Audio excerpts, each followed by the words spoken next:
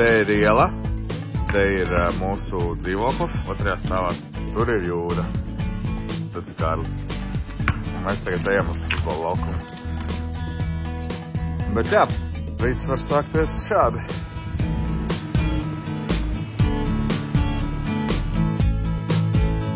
Lai pārceltos uz dzīvi citā valstī, ir jābūt visnotaļ labam iemeslam. Un mums tāds bija bērnu veselības stāvoklis, proti dēls nepārtraukti slimoja. Ārsti gan teica, nekas, kļūs vecāks, sāks iet skolā, vairs tā neslimos, imunitāte nostiprināsies. Kā tad? 1. klasē Latvijā labi, ja viņš bija 2 nedēļas. Pārējo laiku viņš noslimoja, bronhīta, laringīta, angīnas, plaušu karsoņi, antibiotikas viena pēc otras, un skatīties uz bērnu, kā viņš mocās priekš vecākiem, ir ļoti grūti. Tāpēc sapratām, ka kaut kas ir jāmaina, tā vairs turpināt nevaram. Ar ārstu konsultējāmies, ko varam darīt. Viņi ieteica, ir tāda iespēja, aizbrauciet kaut kur, kur ir siltāks, uz kādu vidusjūras valsti. Divreiz mums nebija jāsaka, sākām skatīties, kur mēs varētu aizbraukt. Dēlam visu laiku ir problēmas ar imunitāti, un pirms 3 gadiem mēs jau bijām aizbraukuši uz Portugāli, 2 nedēļas tur padzīvojām, un viņš kļuva vesels.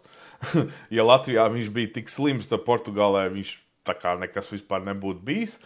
Un sapratām, ka tas ir iespējams pareizais risinājums, jo Latvijā neviens vairs mums nevarēja palīdzēt. Cik pie ārstiem bijām, tik visi tādi, nekas, paliks vecāks, vairs neslimos. Tādas atbildes mūs neapmierināja, tāpēc sākām meklēt kādu vidusjūras valsti. Sieva gāja formos, kur kādi latvieši ir aizbraukuši, ko viņi tur dara. Varbūt kādam ir līdzīgas problēmas kā mums. Un atradām latviešus, kuri dzīvo Torrevejā, Spānijā. Torreveja ir savā ziņā ideāla pilsēta priekš asmātiķiem un visiem citiem, kuriem ir elpceļas problēmas, jo Torreveja atrodas starp 2 salsezeriem. Tātad 2 salsezeri, vidusjūra un pa vidu ir pilsēta. Sanāk, ka tu visu laiku elpo to mitro jūras gaisu, kas palīdz. Un tie latvieši, kur tur dzīvoja, arī saka, kad man ir asma, Latvijā man jālieto asmas baloniņš, aizbraucot uz Torreveju, dzīvojot tur, vairs nekas nav jālieto. Mums arī atbildēja latvieši privāti, kuri bija gatavi mums palīdzēt, kuri saprata mūsu stāvokli, juta mums līdzi, palīdzēja atrast dzīvokli pirmajam laikam, jo ilgtermiņā Spānijā dzīvokli atrast ir grūti, jo tur viss orientēts uz turismu, uz īsu periodu, tur 2-3 mēneši, un tas arī viss, ko mēs varējām tur sākotnēji atrast. Un tā kā tā nebija sezona, mēs aizbraucām janvārī, arī cena bija diezgan adekvāta, un par to māju, par to dzīvokli tajā mājā pie jūras, ko sākumā video redzējāt, mēs maksājām 400 eiro mēnesī plus komunālie. Bet tas bija uz 3 mēnešiem, un tāpēc aizbraucot uz turieni, mums vajadzēja praktiski uzreiz sākt meklēt jau nākošo dzīvokli, kur tā varētu ilglaicīgi uzturēties.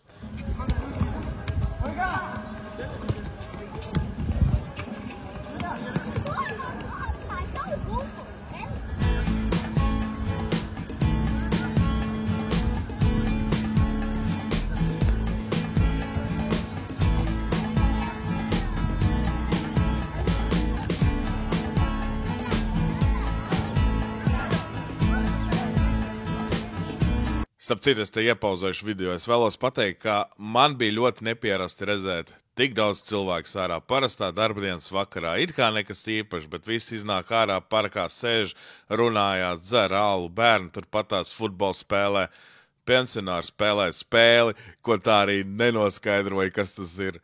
Bet kopumā, nepierasti.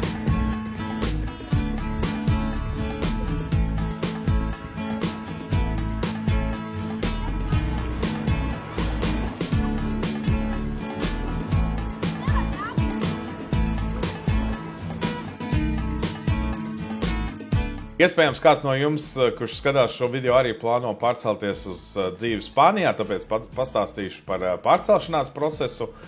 Kādi dokumenti nepieciešami? Tā kā Latvija un Spānija ir Eiropas Savienības dalības valstis, tad nekādi papildus dokumenti īsti nav vajadzīgi. Var tur dzīvot, bez deklarēšanās šķiet 3 mēnešus, pēc tam gan vajag deklarēties, bet tā arī nav problēma, un tev vajag tikai īres līgumu uzrādīt. un NIE. Tas ir ārzemnieku identifikācijas numurs. Ar NIE gan ir jābūt uzmanīgiem, jo Spānijā uzdarbojas krāpnieku grupa, kuri tos NIE ārzemniekiem pārdod par bargu naudu, lai gan tas ir bezmaksas process no Spāņu valdības puses. Bet, redz, uzņēmīgi cilvēki prasa 150 eiro no cilvēka, jo tas ir apmēram tā kā ar CSDD jaunajiem numurzīmēm, autonumurzīmēm, kas tiek izlaistas. Ja? Tu tā kā it kā vari pieteikties CSDD mājaslapā, lapā tām numurzīmēm, bet ir tādi automātiski rīki izveidoti, kas tos numurus jau paņem un tad vienkārši SSA tirgo par bargu naudu. Tāpat ir ar NIE. Ja? It kā tu NIE vari pieteikties katras pašvaldības mājaslapā, policijas mājaslapā rindā bez maksas, ja? Lai aiziet uz konsultāciju, bet tajā pašā laikā tie visi rindas numuriņi, tie visi kārtas numuriņi, visi pieejamie laiki jau ir aizrunāti. Un tad tev vajag tos laikus, tā teikt, nopirkt no uzņēmīgiem cilvēkiem. Tāpēc arī esiet uzmanīgi, arī latvieši ar to nodarbojās. Un, kad jau mēs braucām projām no Spānijas, atgriezāmies Latvijā, tad jau ziņās bija virsraksti, ja, kad ir arestēti 70 cilvēki, kuri tirgo NIE un tādā garā. Lai gan pašlaik Spānijā ir ļoti, ļoti daudz iebraucēju no Ukrainas, no Krievijas. Visiem, kuriem nav slinkums, teiksim tā, dodās uz dzīvi, pārceļās uz dzīvi Spānijā, un viņiem arī tad tādas lielas problēmas sākās ar NIE. Jo arī, kad mēs tur aizbraucām, mēs pieteicāmies NIE, mēs arī samaksājām, ja nemaldos, ap 400-500 eiro par 4 cilvēkiem, ja, jo visiem vajag to NIE, lai ietu dārziņā, lai ietu skolā, lai tu varētu dabūt telefonu numuru, bankas kontu, tas NIE visur ir nepieciešams. Un no ģimenes tie jau ir reiķiniet 400-500 eiro, tā kā tie ir jau tā kā izdevumi, ar ko jārēķinās. Otra lieta, ko es vēlos pieminēt, ir bagāžas pārvadāšana. Ja? Kā te jūs to visu savu iedzīvu pārcelsiet uz Spāniju? Viena lieta, ko mēs izmantojām un varbūt arī nepareizi darījām, ka pirkām lidmašīnā papildus bagāžu, tur 90 eiro, atkarīgs no aviakompānijas, bet 90 eiro par 20 kilogramiem. Patiesībā vislabākais veids būtu droši vien ņemt DPD, jo DPD tu var sūtīt lielākas kastes par zemāku cenu.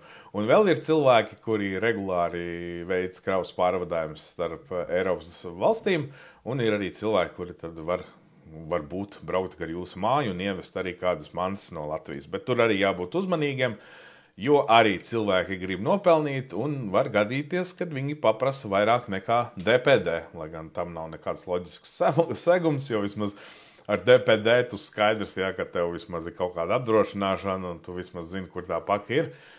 Ar random cilvēkiem no fórumiem, tur jābūt ir uzmanīgiem, bet ir tādi, kuri piedāvā varbūt lielākas kravas, tur motociklus, varbūt televizorus, es nezinu, gultas, divānus.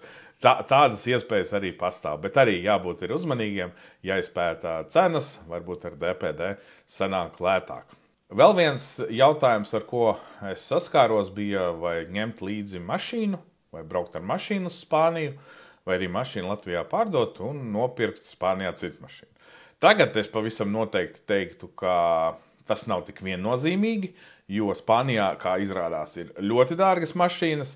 Man bija 2008. gada Toyota Avensis.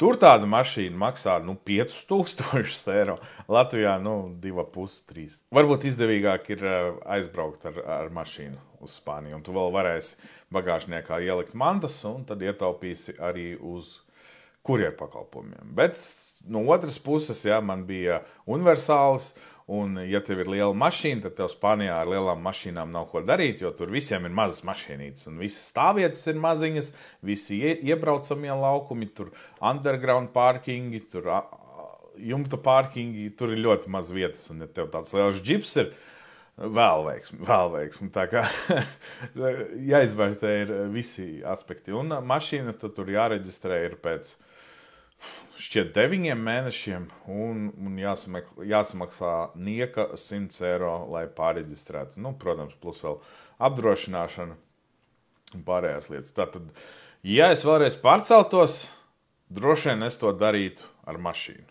Jo beigās mēs arī Spānijā mašīnu nenopirkām. No vienas puses varbūt vajadzēja, bet no otras puses tādas šokēja tādas lielas cenas tur bija, kad es vienkārši, ja man vajadzēja mašīnu, es iznomāju uz dienu. Un tur arī ir vēl tādi uzņēmīgi cilvēki, kuri no Baltkrievijas ved mašīnas un tās iznomā un pārdod. Tā kā, draugi, tur ir, es nezinu, tur ir viss, ko jums vajag par jūsu līdzekļiem, ja jums vajag mašīnu no Baltkrievijas, ja jums vajag mašīnu ar šoferi, tur viss ir iespējams, ir uzņēmīgi cilvēki. Protams, tas viss notiek nelegāli, ja tev Spānijas policija uzķers, tad jums viss konfiscēs un uzliks soda naudu. Cietumā par to neliks, jā. Un ja runājam par uzņēmīgiem cilvēkiem, tad tur ir uzņēmīgi cilvēki, kas piedāvā jūs atvest no lidostas uz mājām vai uz viesnīcu, tas arī vēl ir, bet arī tad tur izspētiet cenas, jo arī latvieši piedāvā šos pakalpojumus.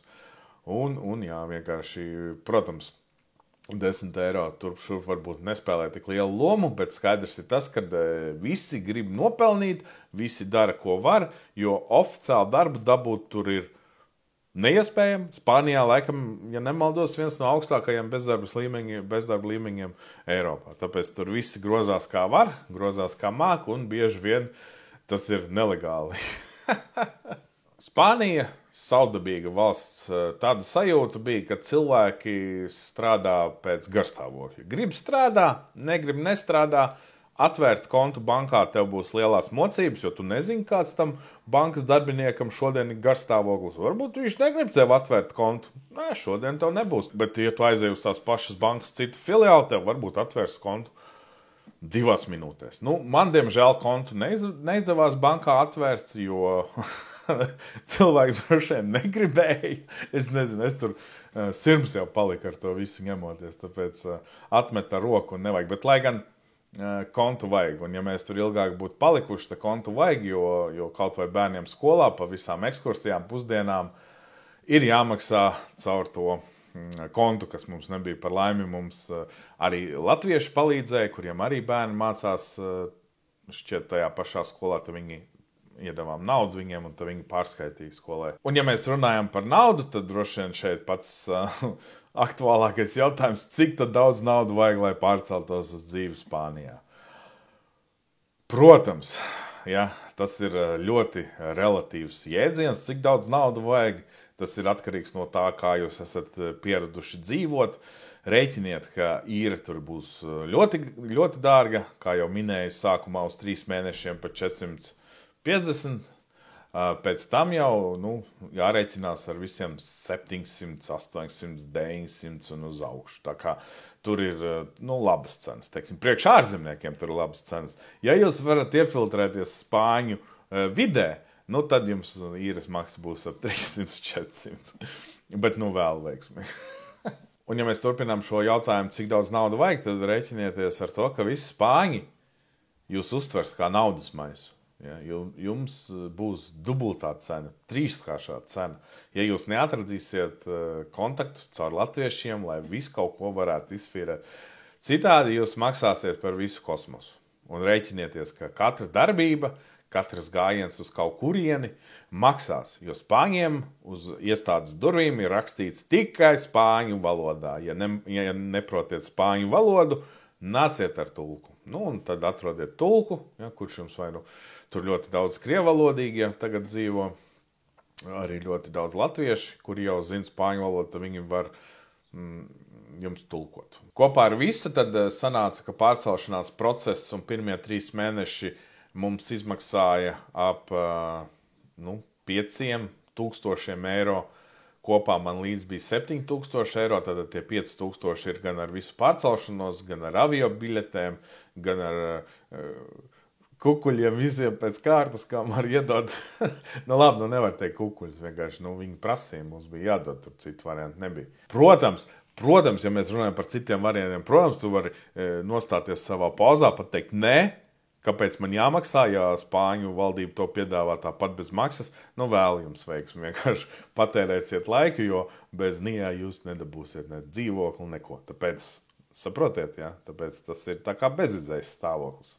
Un tad ikdienā dzīvojot, tev vajadzēs apmēram, citi saka 1500 eiro mēnesī. Es domāju, ka ģimenē vajag 2,5 tūkstošus apmēram, 2,000 minimums, jo rēķinieties, ka dzīvoklis jums maksās, mums maksāja 700 eiro mēnesī, plus komunālie, plus jūs gribēsiet kaut kur aizbraukt, kaut ko paēst, kaut ko paskatīties, bērniem arī priekš skolas visu kaut ko vajag, drēbes, mantas un tā, tāpēc 2,000 eiro nelielā pilsētā kā mēs, Torjeveha ir apmēram Liepājas izmēra pilsēta, lai gan tur tagad ir apmēram tikpat arī iebraucēji no Ukrainas un Krievijas.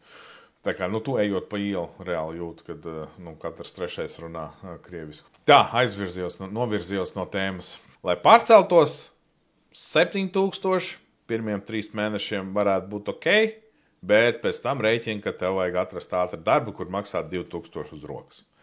Diezgan nereāli.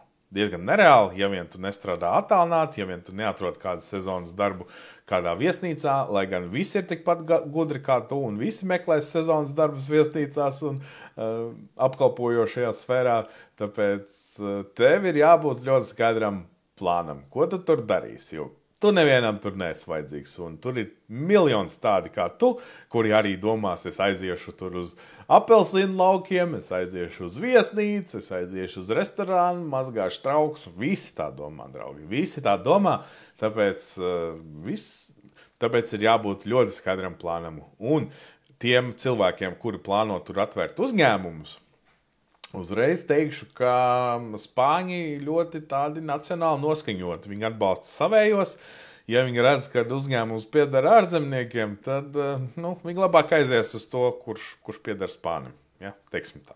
Paldies, ka skatījāties šo video. Ja jums ir kādi jautājumi par Spāniju, es filmēšu vēl. Es uzfilmēšu noteikti par to, kā bērnus iekārtot skolā, kā atrast dzīvokli. Vismaz šie 2 jautājumi ir ļoti aktuāli. Ja jums ir vēl kāds jautājums, rakstiet to apakšā komentāros.